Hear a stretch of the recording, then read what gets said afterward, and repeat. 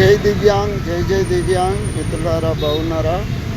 మరి నిన్నటి రోజున అసెంబ్లీలో సీఎం రేవంత్ రెడ్డి గారు సబితా ఇంద్రారెడ్డి మేడం గారిని హేళన చేసే విధంగా, స్త్రీలందరినీ అవమానించే విధంగా, అగౌరవపరిచే విధంగా మాట్లాడిండు అని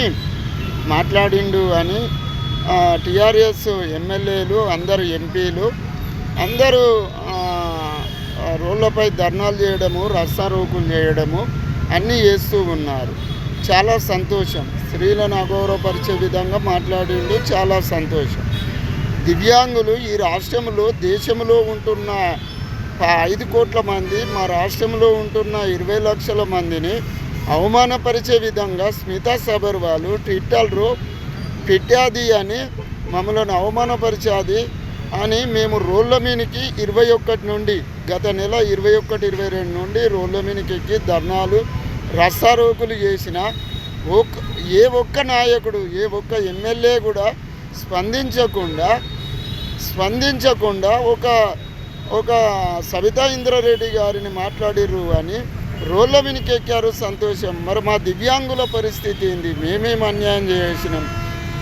ఓటు వేయడమే తప్ప 5 లక్షల మంది ఉన్నాం ఓటు బ్యాంకు. ఈ 5 లక్షల మంది ఓటు బ్యాంకును వాడుకుంటున్నారు ఈ నాయకులు. కానీ మా మీద మాట్లాడేవారు, మా సమస్యలపై మాట్లాడేవారు, స్పందించేవారు ఒక్క నాయకుడు కూడా లేడు.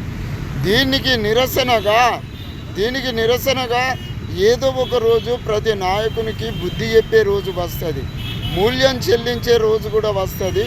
కానీ ఇప్పటికైనా సబితా ఇంద్రారెడ్డి మీద ఏ విధంగానైతే స్పందించారో ప్రతి నాయకుడు, మరి దివ్యాంగులపై అనుచిత వ్యాఖ్యలు చేసిన మేడం పైన, స్మితా మేడం పైన కూడా చర్యలు తీసుకోవాలని ఎందుకు స్పందిస్తలేరు ఈ నాయకులు?